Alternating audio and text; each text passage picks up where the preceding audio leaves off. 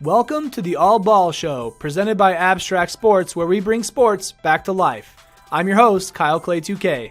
In the All Ball Show, we focus on basketball-only content, and to tip things off, I'm covering every single team in the NBA from worst to best in each conference. I'm going to look at their rosters and discuss how I think they're going to perform this upcoming season.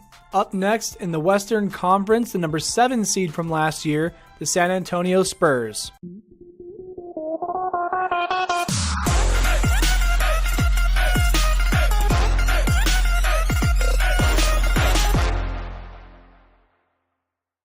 The Spurs have been an extremely successful franchise in recent times with Coach Popovich at the lead.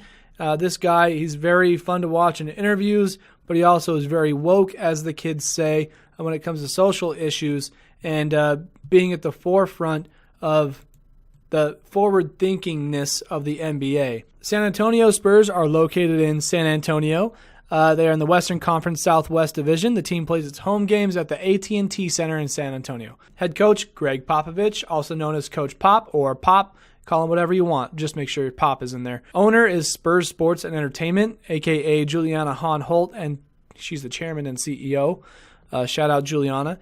NBA championships. These were around the times the Lakers were in dominance. The Spurs and the Lakers met frequently in the playoffs. Obviously, being in the West, you would see them in the Western Conference Finals all the time and just matching up here and there. One game I remember in particular is the one where Derek Fisher hit that 0.4 second turnaround shot to win a game. That was epic. Never forget it. But man, the Spurs are a legendary organization. And having David Robinson there, Avery Johnson, Tony Parker, Manu Ginobili, Tim Duncan, Coach Popovich, and beyond. I mean, Mario Elie back in the day. Oh, there's just so many guys. I can't even think of them all. But they won championships in 1999, 2003, 2005, 2007, and 2014. 2014 kind of came as a surprise, and it was like right before the Warriors blew up, kind of right in the middle of all the craziness of Steph Curry going off and whatnot. But did you know the Spurs have the highest all-time NBA regular season win-loss record percentage of 62%? That's pretty dang good. They had 47-35 record last year, which was the same as the Timberwolves, but the tiebreaker gave the Spurs the number 7 seed. The Spurs had 29-23 record in conference play, 33-8 at home. That's a dang good home record. It's actually the second best record at home in the Western Conference last year. 14-27 on the road, though. That's where they really stunk. They managed to make it to the playoffs as well, and I'll talk about this before we get into the players here a little bit, but the Spurs had to take on the Golden State Warriors in the first round. For a team that I didn't really expect to be in the playoffs with their personnel, obviously they're really well coached with Coach Pop there at the helm. It's just weird with this Western Conference last season because there's a lot of teams that you don't expect to be up there, but they are because the spread was so wide. Like the Jazz being a number 5 seed, that's kind of unusual. So it'll be interesting to see how things move around with the Lakers being up there. But in the playoffs or in the first round for the Spurs, the Golden State Warriors won their first 2 games at home, including their first one on the road at San Antonio. And then they went back home to win Game 5 to put them out of their misery. The interesting about this season that's different from the last couple is that the Warriors are the number 2 seed instead of the number 1. The Rockets are up there above everybody else. Spurs were a number 7 seed. So the Warriors, obviously, as I mentioned before, they went on to win the championship, and everybody pretty much knows that. They swept the Cavs in the finals. Some of the players on that team for the Spurs last year include LaMarcus Aldridge. He's one of their main dudes. Kyle Anderson, Davis Bertans, Matt Costello, Bryn Forbes. Pau Gasol is one guy. He used to be a Laker, a championship center. He can shoot the ball, hit his free throws. Rudy Gay, Manu Ginobili, who retired after last year. Danny Green, Darren Hillard, Joffrey Laverne, Kawhi Leonard, and that's another interesting trade. Or this offseason, they traded Kawhi Leonard to the Toronto Raptors for DeMar DeRozan. So that'll shift up the chemistry a little bit. He seems to be fitting in just fine, though. Same with Kawhi over in Toronto. Patty Mills, DeJounte Murray, Tony Parker, who was traded to the Charlotte Hornets to play for Michael Jordan, Brandon Paul, and Derek White. Some of the numbers for these dudes. I mean, they only had 17 players on their team last year total.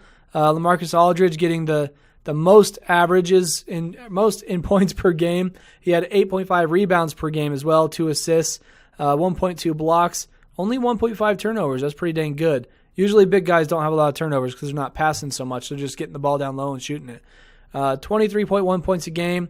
and then 4 other guys in double digits averaging points. Kawhi Leonard was up there in the 4s, but he was also injured for a lot of last year. But that's one of the things that has my mind blown about the Spurs last year is that Kawhi Leonard only played 9 games.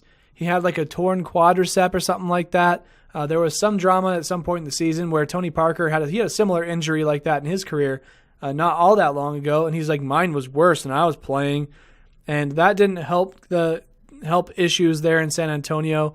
But essentially, Kawhi Leonard was injured. He was out for a long time. They told him he can come back and play, and that was right around when the playoffs were around. But he was like, I'm not feeling comfortable to play. I want to get a second opinion. And so the team took that as, you don't want us to win, or you don't want to be with this team anymore, and it divided them in a very, very big way. From what I understand, Kawhi Leonard's uncle or uncles have taken over as his agents, and they're taking him down an interesting path. I mean, Kawhi Leonard is a very shy dude, pretty quiet guy. I don't imagine him being all that confrontational, but I think the player is the one who knows the most about how they feel and whether they can play at their best. And if you have a torn quad, I feel like coming back too soon from something like that can be really dangerous. It's something that could end your career if you re-injure it again. 2 years like that, you lose a lot of strength in your leg. So Kawhi was playing it safe. And I mean, it sucks that he had to potentially come back when the playoffs were going on. We had to play his hardest and play against the Warriors for that matter. I think the guy was just worried that he was going to re-injure himself. It's probably best that he did take the rest of the year off. It just sucks that he ended up getting traded to the Raptors, especially with the mess that it caused over in Raptorland too. So just an unfortunate situation. I want the best for Kawhi. He's a shy guy that I think gets made fun of a lot, and I'll be honest, I've laughed at the way he laughs many times on the internet. But that's not to say that he's not a good guy and that you should respect him in one way or another. He's a dominant guy, defensive, offensive, you name it. So not very vocal, though. Not a vocal leader. He just leads by example. Let's put it that way. But just to name off some of these totals here, Marcus Aldridge led the team in a very big way in points with 1,700. All the other guys under 1,000, but it was well spread throughout the team. Probably why they were able to get it done, because everybody was contributing in one way or another. Now let's take a look at this upcoming season's roster, just to see if anybody new is here. We got LaMarcus Aldridge, DeJounte Murray, DeMar DeRozan. He's the one big new guy. Jacob Poeltl, Derek White, Pau Gasol, Patty Mills, Rudy Gay, Davis Bertans, Lonnie Walker, Dante Cunningham, Marco Bellinelli. Ooh, that's one guy. Bryn Forbes, Quincy Pondexter, Chimezi Metu, Okaru White, Nick Johnson, and Drew Eubanks. So DeMar DeRozan, I think that him and Kawhi are kind of a wash in terms of skill. They're both very similar players. Athletic. I think that Kawhi had more defensive tendencies than DeMar DeRozan does. That's not to say that he can't play well around LaMarcus Aldridge and Pau Gasol and Patty Mills and guys like that. So I think the Spurs are going to be another good team this year, but I think chemistry is going to take them down a notch. I don't think this year is going to end up in a spread like it did last year, but it will be interesting to say the least. And that does it for this episode of the All Ball Show presented by Abstract Sports. How do you think the Spurs are going to do this year? Let us know in the comments below. Also hit like if you enjoyed this video and subscribe if you want to get all that basketball content all season long. I'm your host, Kyle Clay 2K. I'll see you in the next one.